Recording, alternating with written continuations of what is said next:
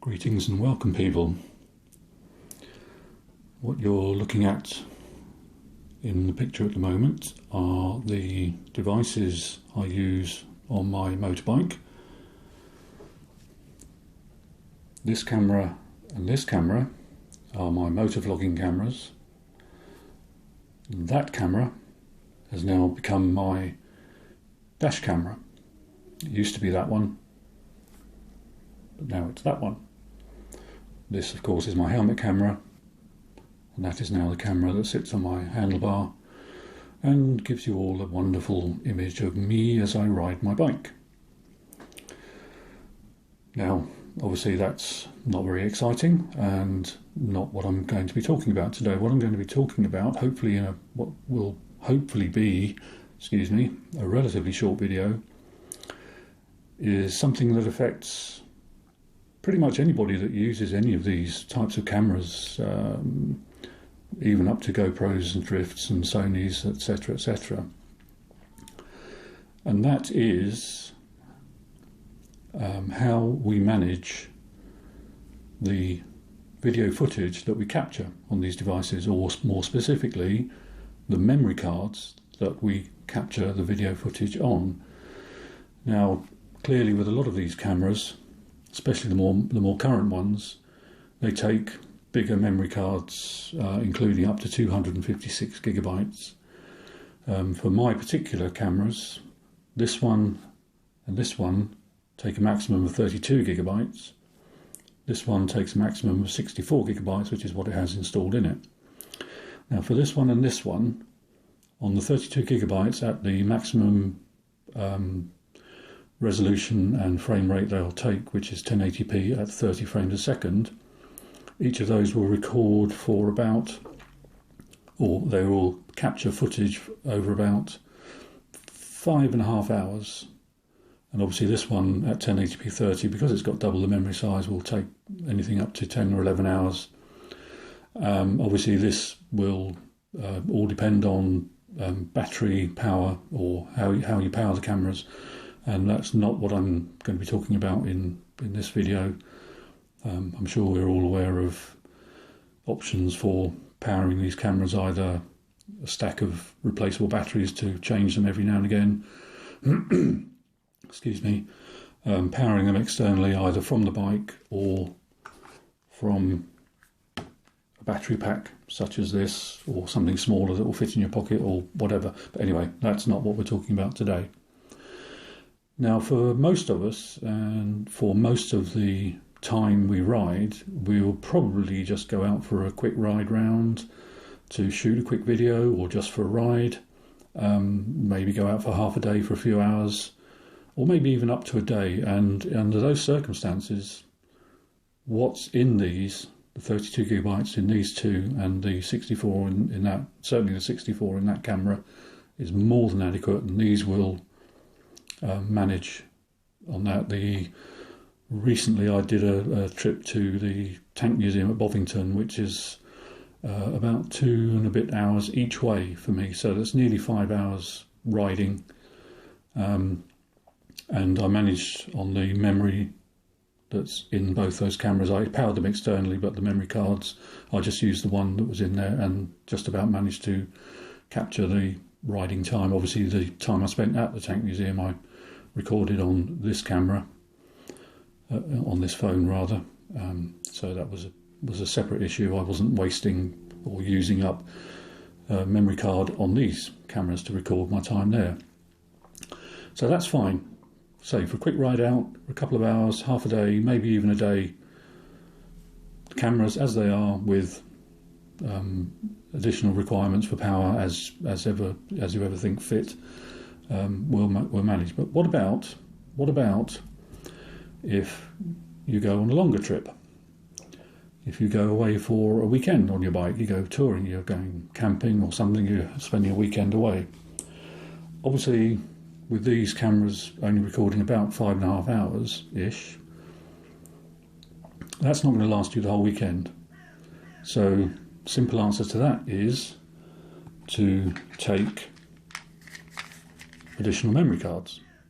32 gigabytes, focus, Come on, focus. Anyway, take my word for it, that's a 32 gigabyte and that's a 64. So even if that camera will probably last all weekend, I could still take a spare memory card just in case. So fine, again, power requirements you can cover by powering off the bike or externally from a battery pack. And you've now got additional memory capacity. Just swap the card out as and when required. Excellent, fine, you've got that covered. You could even extend that to a long weekend, maybe 4 or 5 days, with further memory cards and just swap them out. And obviously you then have to keep track of which memory cards, which are used, which are free. And over a few days that probably wouldn't be a problem.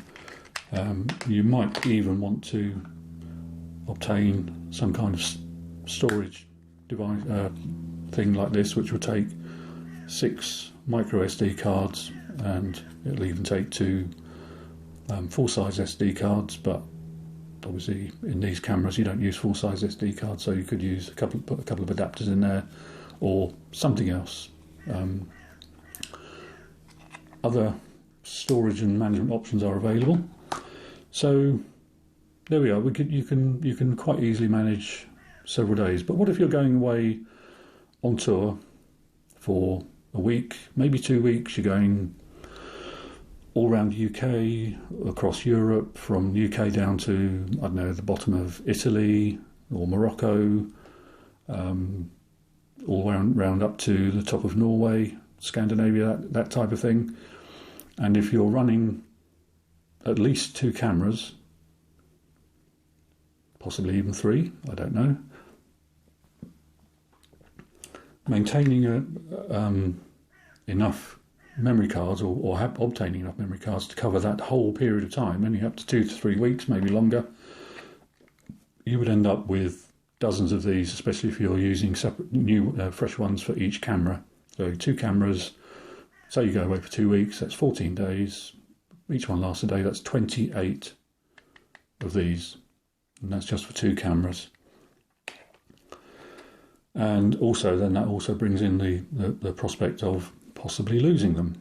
I mean, that's a chance that could happen anyway. So what do you do when you're looking at keeping many days worth of several hours per day of footage and possibly separate audio as well, as you're on your tour, assuming you want to save all the footage for when you get home and just sit at your desktop machine and spend several days editing and uploading episodes of your trip. So let's move the cameras out the way. That's obviously the means of recording the audio, audio and video, principally the video.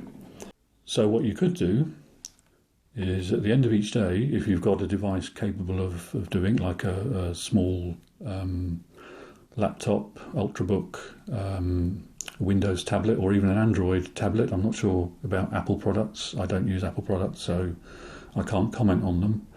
But what you could do is transfer the footage from your camera memory onto something like this. USB memory sticks. Now that one is a 32 gig with a USB 2 interface. That is a 64 gig with a USB 3, you can tell by the blue plastic in there. And that is a 256 gigabytes, yes, 256 gigabytes. Again, USB 3, you can tell by the blue plastic. Now obviously that one being 32 gigabytes and USB 2, you could probably use that to back up a camera memory card if you're away for a long day or something. You don't want to make sure you've got enough memory to record coming home and you don't have a replacement memory card, as long as you've got a way of copying it. So we'll move that one out of the way. This one at 64 gigabytes will have enough capacity to record obviously 2 32 gigabyte memory cards onto it, or transfer the 64 gigabyte memory card.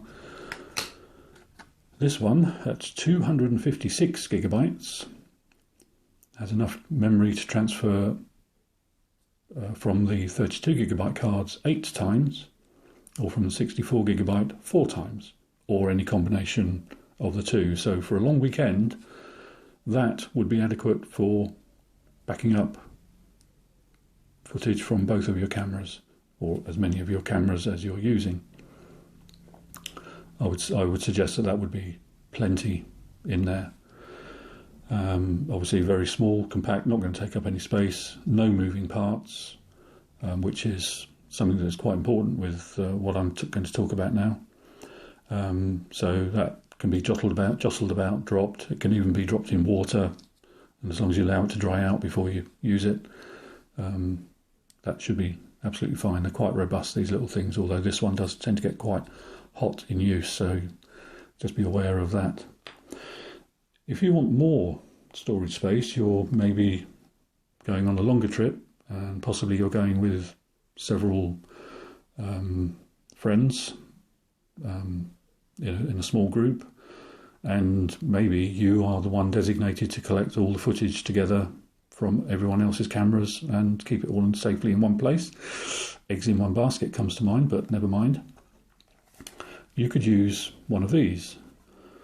Now this is a USB hard drive, portable hard drive, and inside here is the same sort of hard drive you get in most, or used to get in most laptops. Most laptops don't use spinning hard drives anymore, but some of them do, because basically it's a cheaper solution.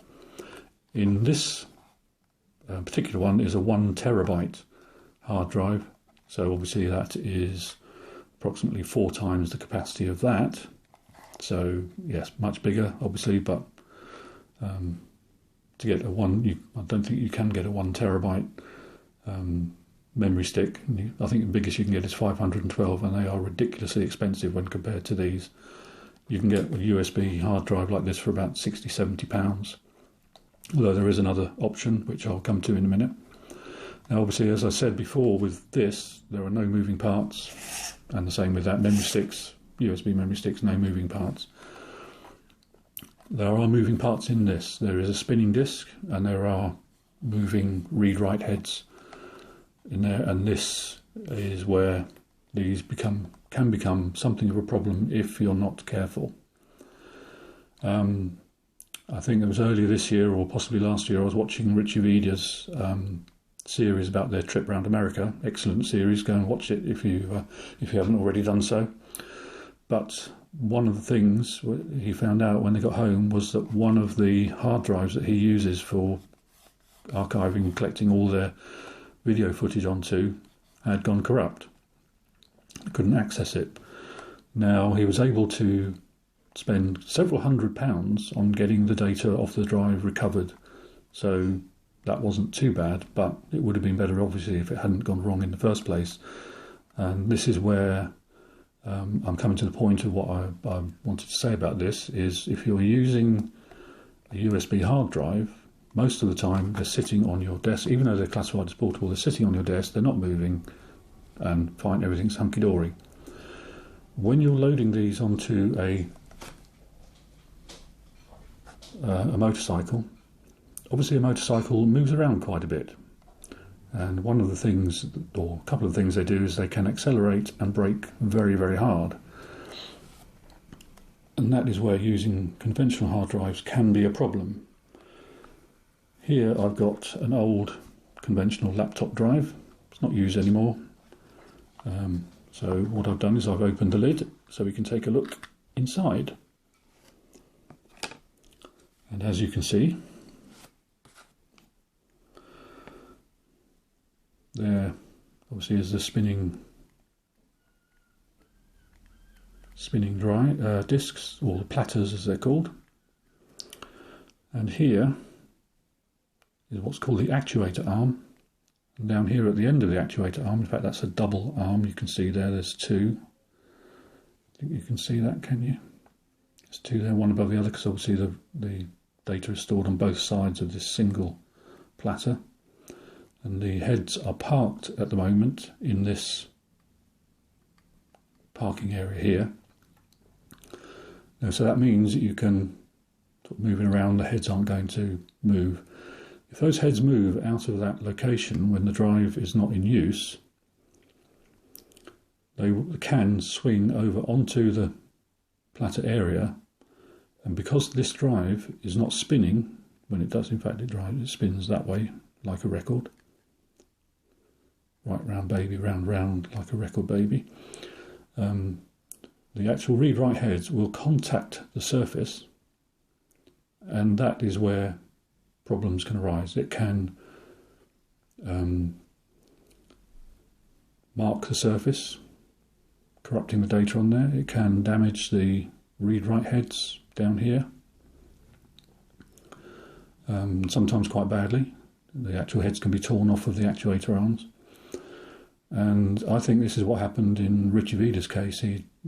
Something had happened while the drive was stored on the bike, and the heads had come adrift, and maybe they hadn't parked properly, I don't know.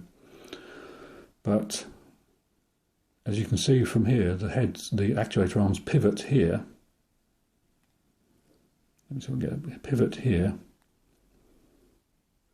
and swing in this way like a record player arm. Now, like I say, on a motorbike they can brake hard, they can accelerate hard, and I'm just wondering if that acceleration or braking, if this disc is stored in such a way on the bike, either in the luggage or on the tank bag or whatever, it can actually force this actuator arm to move out of its park position. You see, that's not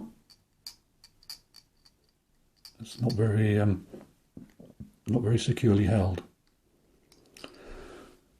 Now, if this disc was stored, assuming the motion of the bike is in that direction, when the bike accelerates, the actuator arm will be pushed back into the park location. All safe, hunky-dory. When the motorcycle brakes, that actuator head could be forced to move in that direction and could contact the head depending on how hard it brakes. And obviously, if the drive is stored on the bike the other way, when the bike accelerates, if it accelerates hard, the actuator arm can be pushed that way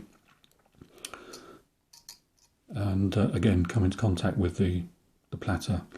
Now, because the platter's not spinning, when they spin very fast, 5,200 revolutions a minute. It instigates what's called the Bernoulli effect. Now, these drives aren't hermetically sealed. They do have air in them. They don't run in a vacuum.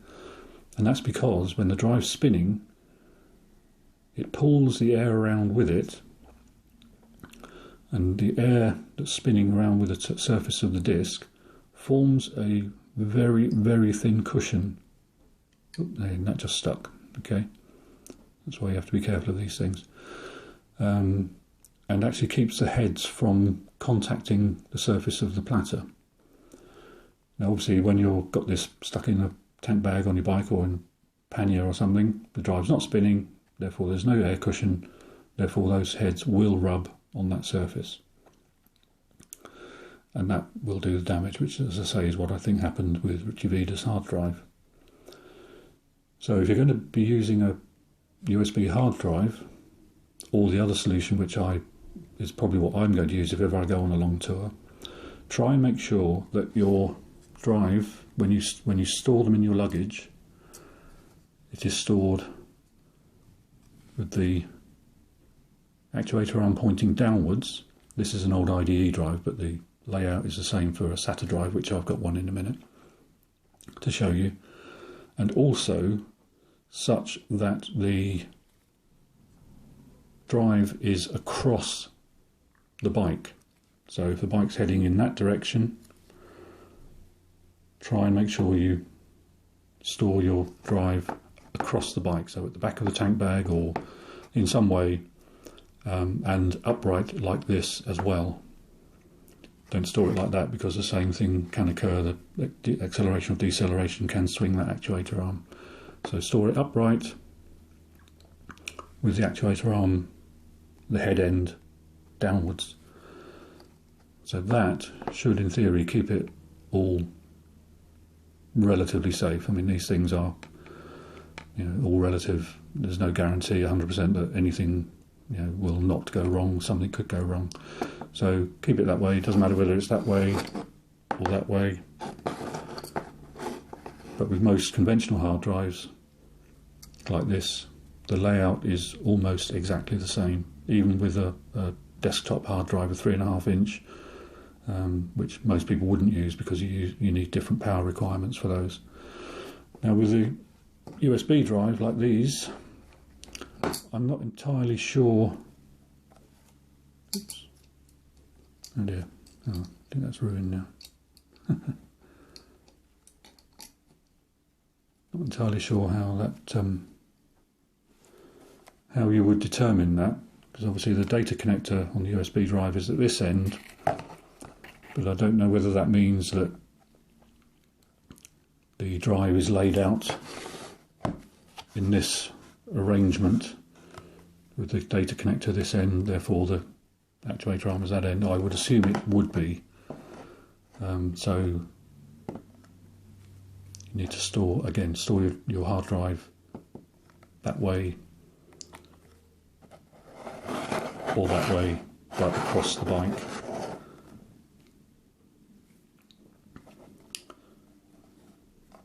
Okay, I think that's good on that one. So what I have here is another laptop hard drive.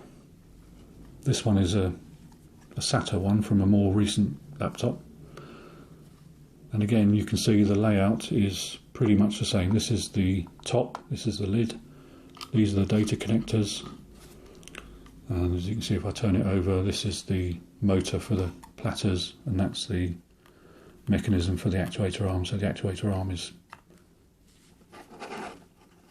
down this way, so the heads are here, the pivot for the actuator arm is there. So and this is why I've decided I will probably use, for my solution if ever I go on a long tour, I will use bare laptop hard drives, because mainly because you can get a 1 terabyte hard drive for something around about £50, £40 to £50, which is not bad storage. Price per megabyte is not bad compared to solid state hard drives, which is the other option. If you've got money, obviously you can get a 1 terabyte solid state drive, and by doing that you obviate any concerns about how you handle it, because obviously being a solid state drive, it's basically just a big memory drive. There are no moving parts. They're quite a lot more secure. But obviously a one terabyte solid state drive is twice the price of a 1 terabyte conventional drive. That makes it about £100. So if you want to collect video footage from a trip for 2 or 3 weeks or longer, that's going to be a fair few solid state drives. If you've got a big channel and you've got income coming in from YouTube monetization or possibly even sponsors, that might not be a problem for you. But obviously you know my channel is tiny, I don't have sponsors, so that's not going to happen for me. So if I'm going to work with a bare hard drive, you're probably thinking, well, how do I attach that to a small laptop or a tablet or something like that? And that is where this device comes in. It's USB at this end. There's 2 connectors for a reason in a minute, I'll tell you.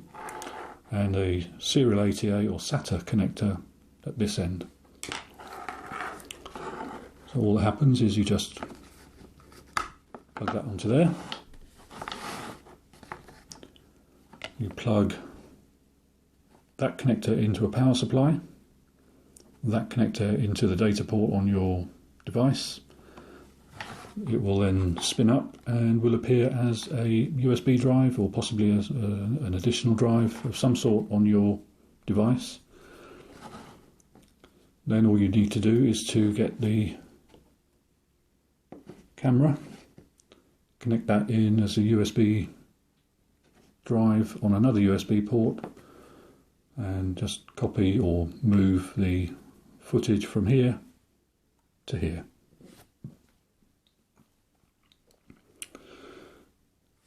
and that effectively is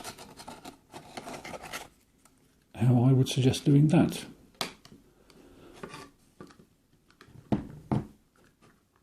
Now for me, my laptop is a huge 17-inch Samsung full-on Core i7. I would probably refer to it more as a portable desktop really than a laptop, but so obviously using that for going on tours isn't going to be an option. So which is why, as I think I've mentioned before, I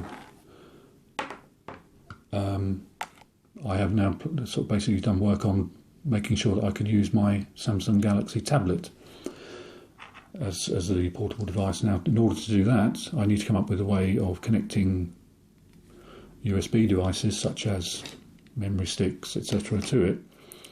It obviously doesn't have any USB ports of its own. Well, it does. It has the single USB Type-C connector. In fact, it's not a Type-C, it's a micro B. But the one thing that port does have is what they call on-the-go or OTG facility, which means you can plug USB connectors into it and connect memory sticks, which then just come up as another drive. And for that purpose, I have this, which is a, as you can see, a micro USB hub. This then connects into the tablet,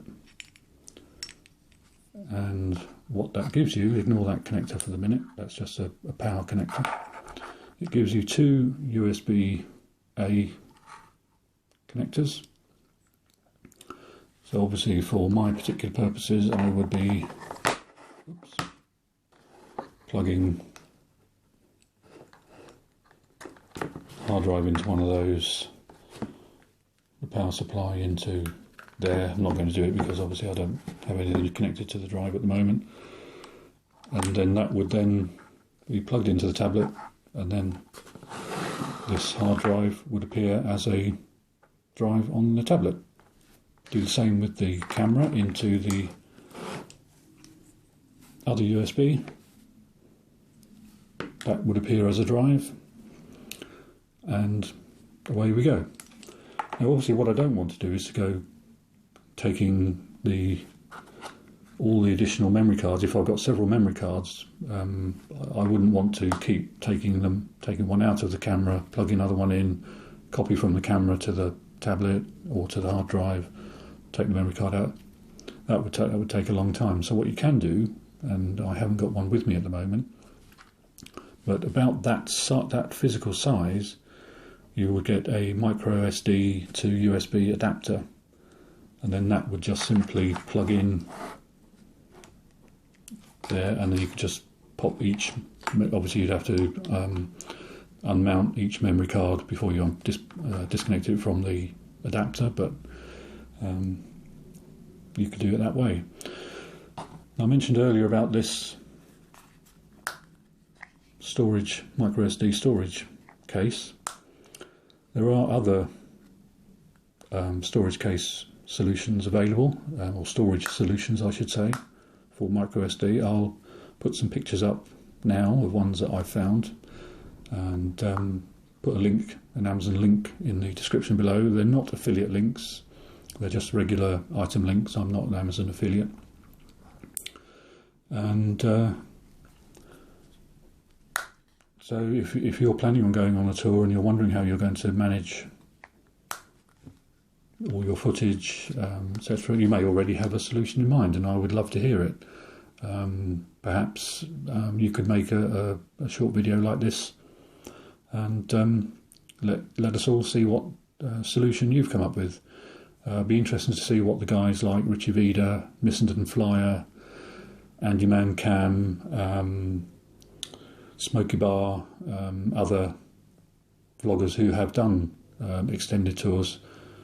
Very interested to know what solution they came up with for managing the video footage on their trips. So any questions anybody would like to ask? Just to point out that I'm not doing this from the point of view of me pretending to be an experienced long-distance motovlogger. Clearly I'm not. The longest trip I've done since I've been doing motovlogging was the trip to the Tank Museum at Bovington, which was just a day. I am putting these ideas out basically inspired by my knowledge gained from time as an IT professional, which was nearly 40 years, so I have my knowledge from that side of things rather than, as I say, from many experiences as a long-distance motovlogger. That's not what I'm saying. I'm not saying, if you're a long-distance motovlogger, this is what you should be doing. It's more a case of, these are some ideas I've had for when I go long-distance motovlogging, touring around the UK or something like that.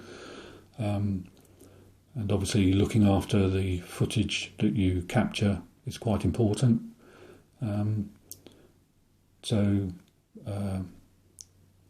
Please don't sort of get the idea that I'm trying to tell you that my ideas are the only ideas and you should do as I say, because that's not what I'm saying at all. I would love to hear any other thoughts and ideas that people have on what solutions and approaches they've used or are planning on using. One thing about this community is that we all have different outlooks on things, and sometimes somebody will come up with an idea that somebody else hadn't thought of and think, that's exactly what I was wanting to do. Not suggesting this is the case with this video at all.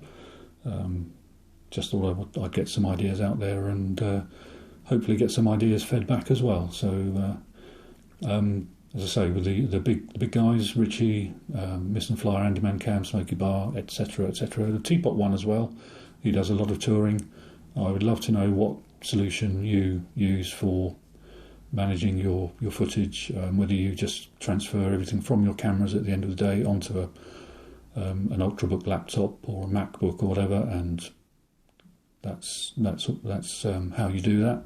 Great, I'd love to know, and I'd like to know how that works out for you as well.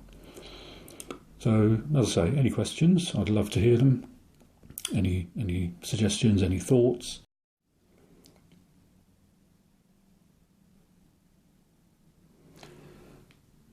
And I think I'll leave that there. So I say thank you for watching, and I'll speak to you again on the next one. Cheerio for now. Bye.